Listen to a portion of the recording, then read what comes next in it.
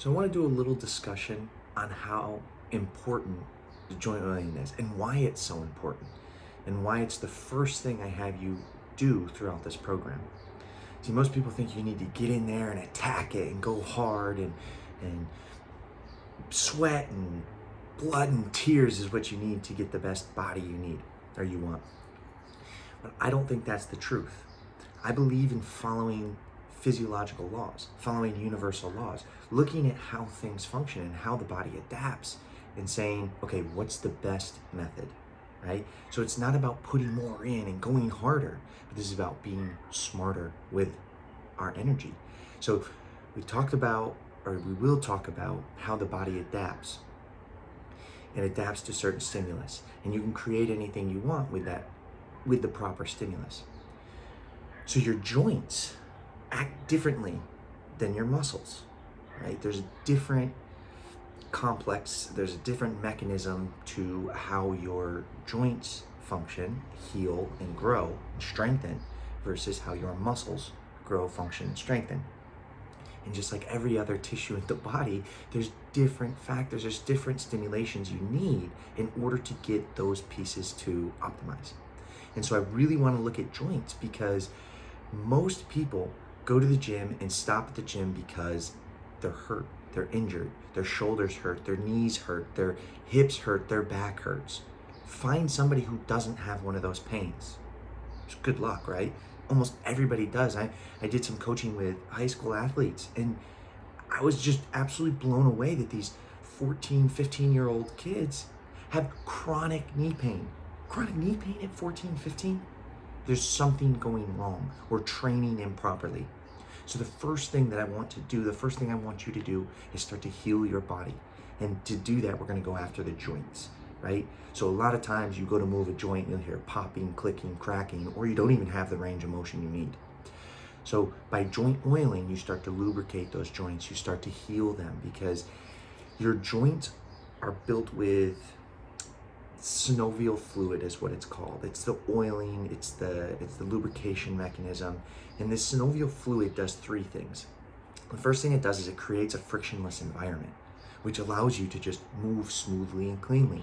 And I always tell my athletes, like, what happens when you take a Ferrari over a speed bump? It destroys the car, right?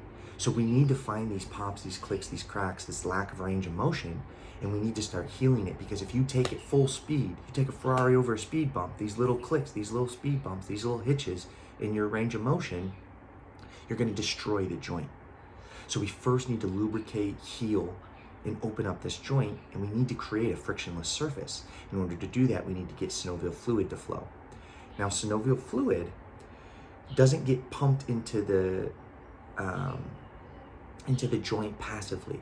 It needs active motion. So that's why with frozen shoulder, the best thing you can do is try to move it, right? We need to keep motion because it heals the joint. It causes the mechanism of the joint to give that healing fluid, that oiling, that frictionless surface can be created. So that's the first thing that oiling your joints will do, creates that frictionless surface, less rubbing, less wearing down of the joint, no more chronic injuries for these 14-year-old kids or a regular adult.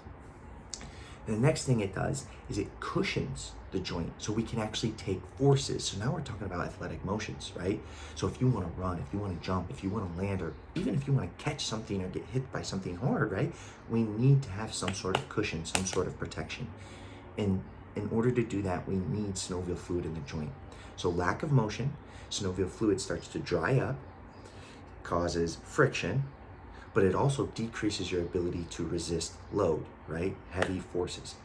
And when that happens, we get this bone on bone. It doesn't really happen bone on bone, but it can start to decrease the joint size, the joint capsule, and start to deteriorate the joint because this load can't be withstood, right? So you're taking away the protection mechanism when we decrease the synovial fluid. So we want to maintain synovial fluid, create frictionless surface, and to cushion the joint. And the last thing that synovial fluid does, it's very much like your circulatory system, like the blood. It brings in nutrients to the joint, and it also removes toxins from the joint.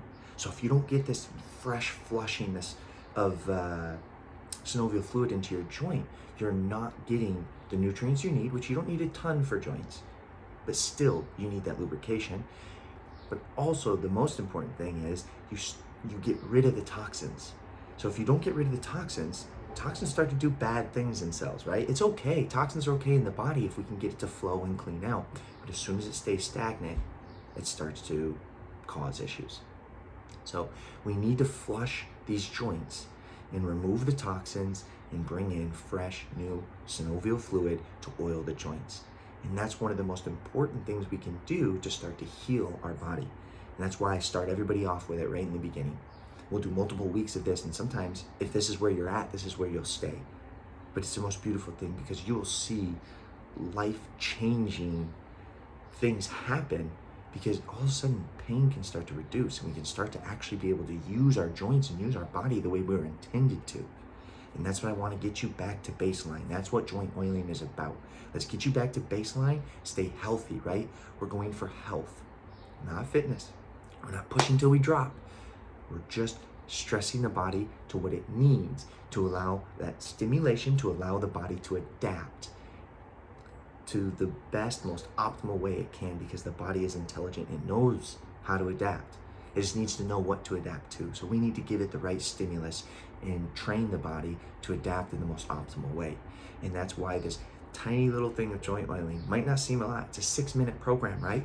But it starts to open up your spine, your shoulders, your hip, right? So everybody, neck, back, shoulder, and hip pain, most of the pains that people have. And if you can remove all that, now we can really start optimizing the body, and we can amplify your training and get you to stack into a legitimate athlete no matter what age you're at, because this is about longevity of life.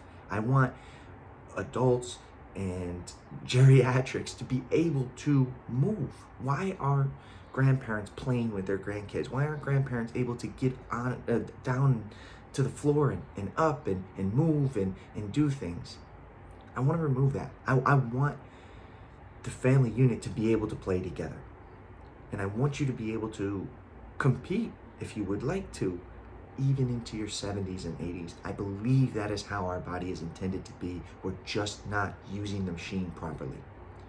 And so this is one thing that can start to get your body back to baseline, back to health, and then we can build from there. So this is fundamental. This is essential to health. And that's why joint oiling is so important, and why we start out with it first thing.